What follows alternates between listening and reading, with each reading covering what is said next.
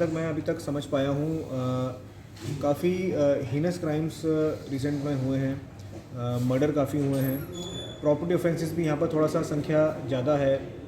लूट डकैती काफ़ी बार हो जाती है क्योंकि ज़िले में हाईवेज़ और स्टेट हाईवेज़ काफ़ी ज़्यादा हैं, तो उसमें जो रोड बेस्ड क्राइम होता है हमारा, स्नैचिंग हो गई, लूट डकैती हो गई, वो काफ़ी हो जाती हैं। तो प्रयास रहेगा एक तो उनको प्रिवेंट करने का इफेक्टिव पेट्रोलिंग के थ्रू और भी कई पुलिस के तरीके होते हैं उसके थ्रू। और उसके अलावा अगर मान लीजिए प्रिवेंट किसी कारण से नहीं हो पाया तो कोशिश रहेगी कि वो डिटेक्ट हो। जो गैंगस्टर हैं, जो चोर डकैत हैं, जो अपराधी हैं, वो तुरंत पकड़े जाएँ और उनके खिलाफ हम इफेक्टिव इन्वेस्टिगेशन करके उनको कोर्ट से सजा दिलवाएँ। देखिए, एक तो क्राइम अगेंस्ट वुमेन के लिए पिछले कुछ दिनों में हरियाणा सरकार की तरफ से काफ़ी कदम उठाए गए हैं। दुर्गा शक्ति रैपिड एक्शन फोर्स प्रत्येक ज़िले को दी गई थी। झज्जर ज़िले में भी वो है, इस फोर्स की प्रेजेंस है। तो एक तो हम कोशिश करेंगे कि उस फोर्स को हम इफेक्टिवली यूज़ करें, जगह जगह उनको डिप्लॉय करें। स्कूल कॉलेज हालांकि अभी बंद हैं लॉकडाउन के चलते, लेकिन जब भी खुलेंगे तो स्कूल कॉलेज के आसपास हमारी वुमेन स्कूटीज़ हैं, वुमेन दुर्गा शक्ति पीसीआर से उनका डिप्लॉयमेंट करें।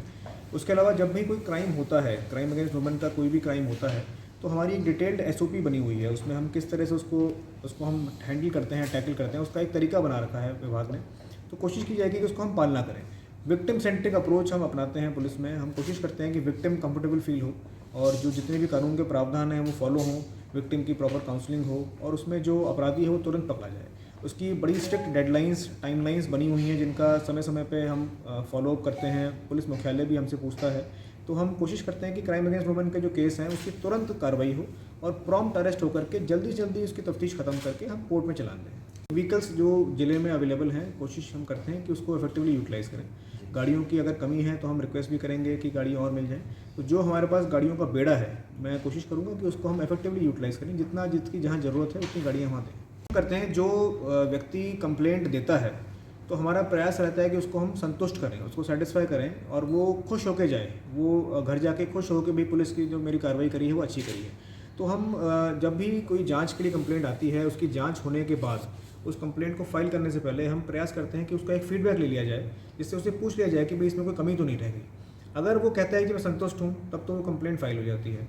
अगर वो कहता है कि मैं संतुष्ट नहीं हूँ, तो हम कोशिश करते हैं जानने की सीनियर लेवल पे, एसपी लेवल पे और डीएसपी लेवल पे हम कोशिश करते हैं जानने की कि भाई संतुष्ट क्यों नहीं है। उसके कारण जानते हैं, उस कंप्लेंट को और डिटेल में अध्ययन करते हैं उसका और देखते हैं कि क्या कोई हमसे कमी रह गई है। अगर कोई हमसे कमी रह गई है तो हम सुधारना चाहते हैं उसको। किसी पुलिसकर्मी ने कोई गलती कर दी है तो उसको सजा भी करते हैं। कोशिश करते हैं कि संतुष्ट हो। उसको फिर हम तभी फाइल करते हैं कि मान लीजिए कोई ऐसी चीज़ है जो हम कानून के प्रावधान के अनुसार नहीं कर पा रहे हैं, तो भी वो तभी उसको हम फाइल करेंगे। नहीं तो हम कोशिश करते हैं कि वो पूरा संतुष्ट होकर के जाए, तभी उस कंप्लेंट को हम फाइल करें। तो कानून के प्रावधान हैं उसके तहत काम करें हम लोग। तो सॉफ्ट छवि हमारी रहे उन लोगों के सामने जो अपराध नहीं करते हैं, जो अच्छे इंसान हैं, और एक हार्ड छवि रहे और एक सख्त छवि रहे उनके सामने जो अपराधी हैं। तो ये एक बैलेंस बनाना बहुत ज़रूरी है और हम कोशिश करेंगे कि कानून के प्रावधान के चलते हम काम करें। लोगों को हमसे डर ना हो। जो काम गलत नहीं कर रहा है वो हमसे डरने की ज़रूरत नहीं है, और जो आदमी गलत काम कर रहा है वो हमसे डरे, ये प्रयास है। हमेशा कोशिश ये करेंगे हम कि जो इन्फोर्समेंट एक्टिविटी है हमारी, जो चलानिंग एक्टिविटी है, उसमें ट्रांसपेरेंसी आए।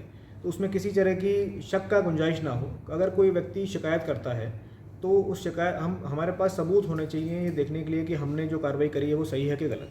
तो बॉडी कैमरा जैसे आपने बताया, उसमें उसकी तरफ एक कदम है, और भी कई चीज़ें होती हैं। तो मेरा प्रयास रहेगा कि ट्रैफिक के इन्फोर्समेंट में ट्रांसपेरेंसी आए, जिससे कि सब कुछ खुलेपन में हो, जनता को पता हो कि हम क्या कर रहे हैं और हमें बताओ कि जनता की गलती क्या है और उसके हमारे पास सबूत हो। तो फोटोग्राफ हो, वीडियोग्राफी हो या बॉडी कैमरे के मार्फत अगर कोई वीडियोग्राफी फोटोग्राफी होती है तो उससे निश्चित रूप से हमें एक सफलता मिलेगी, एक अकाउंटेबिलिटी एस्टैब्लिश करने में ट्रैफिक चलाने में।